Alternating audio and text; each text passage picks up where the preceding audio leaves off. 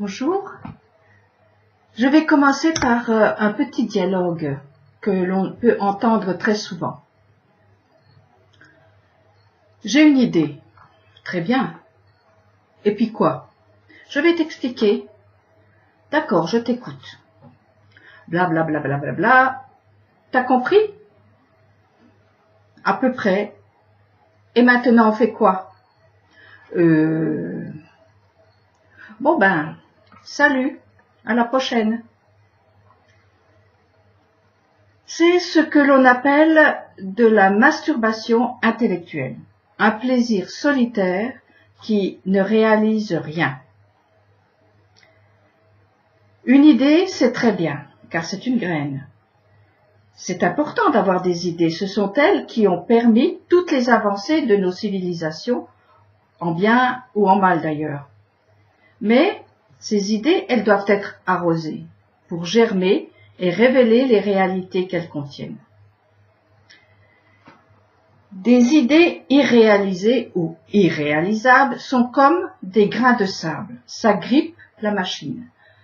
Le cerveau s'engorge et étouffe. C'est d'ailleurs une des causes de ce que l'on appelle le mal-être. Avoir des tas d'idées, de la théorie à revendre et ne rien faire. Ceci est le meilleur moyen de mourir psychologiquement avant de mourir physiquement. L'homme est un arbre. L'arbre produit et réalise ce qui était dans la graine, qu'il a été. Pour ce faire, il lui a fallu de l'eau. Il lui faudra toujours de l'eau jusqu'à son dernier souffle. Réaliser veut dire passer de l'abstrait au concret, faire passer à l'état de réalité concrète ce qui n'était que dans l'esprit, c'est-à-dire donner la vie. En dehors du fait que Ève est la mère de toute vie, chacun d'entre nous, hommes et femmes, peuvent donner vie à une idée,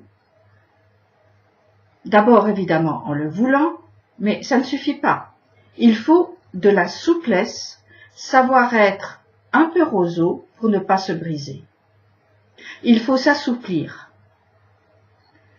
Transformer une idée en réalité exige de s'adapter en permanence aux situations qui se présentent. Savoir contourner les obstacles. Être flexible comme l'eau qui s'adapte à tous les réceptacles et à toutes les situations. Elle peut être solide, liquide et gazeuse, suivant les cas. Et ainsi, elle passe partout et en tout temps. Pour réaliser ce que l'on a dans la tête, il faudra s'adapter aux événements, acceptant les imprévus, admettant les détours et accueillant les changements. C'est justement cette aptitude qui manque à celui ou à celle qui a des tas d'idées, mais ne réalise rien, car il ou elle est trop rigide. Il ou elle ne s'adapte pas à la réalité. En hébreu, le mot pluie et le mot réaliser ont la même racine. Et un seul mot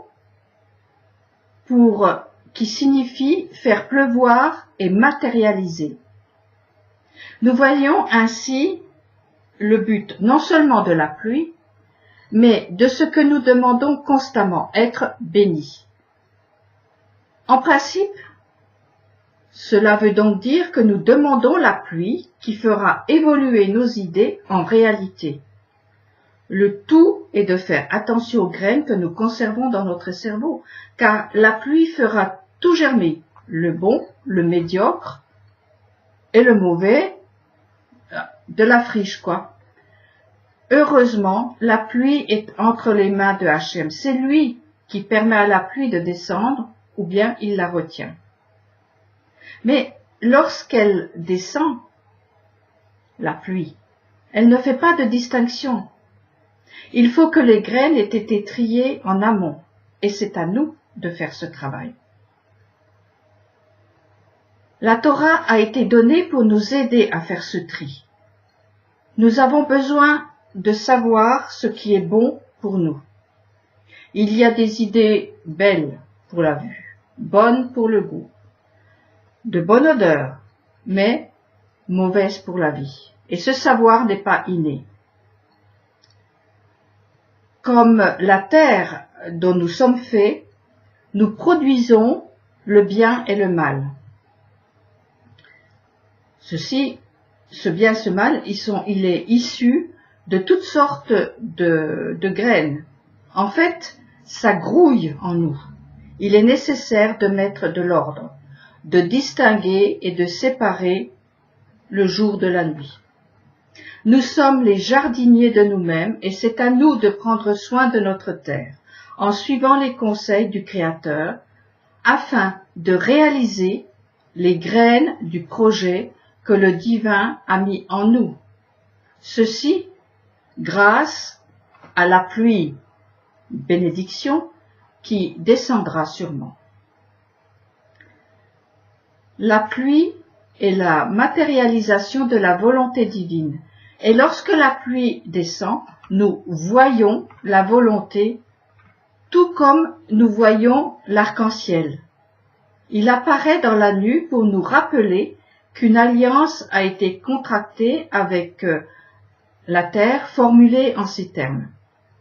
J'ai placé mon arc dans la nue et il deviendra un signe d'alliance entre moi et la terre. À l'avenir, lorsque j'amoncellerai des nuages sur la terre et que l'arc apparaîtra dans la nue, je me souviendrai de mon alliance avec vous, et tous les êtres animés et les eaux ne deviendront plus un déluge, anéantissant toute chair.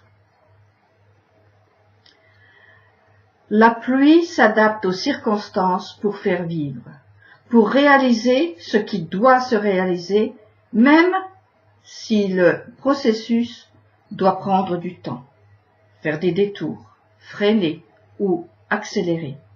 Ceci selon la volonté de celui qui garde le pouvoir des écluses des cieux. Aucune graine, aucune plante à l'état projet ne germera sans eau. La Torah le dit à sa façon. Si l'Éternel ne bâtit pas une maison, c'est en vain que peinent ceux qui la construisent.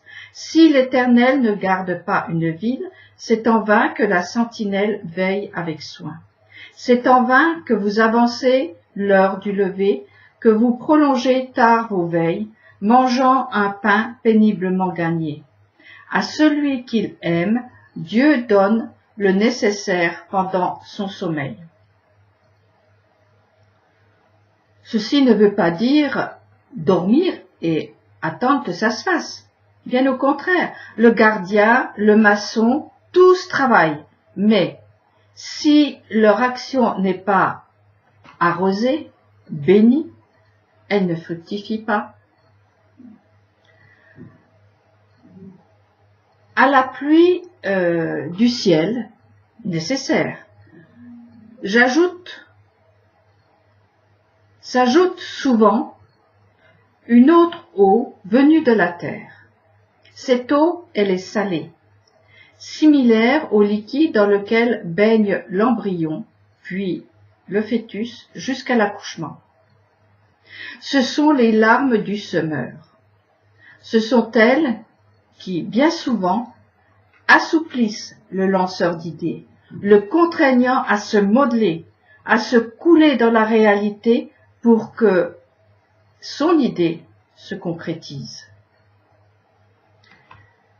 Ceux qui ont semé dans les larmes puissent-ils récolter dans la joie? C'est en pleurant que s'en va celui qui porte les grains pour les lancer à la volée. Mais il revient avec des transports de joie, pliant sous le poids de ses germes.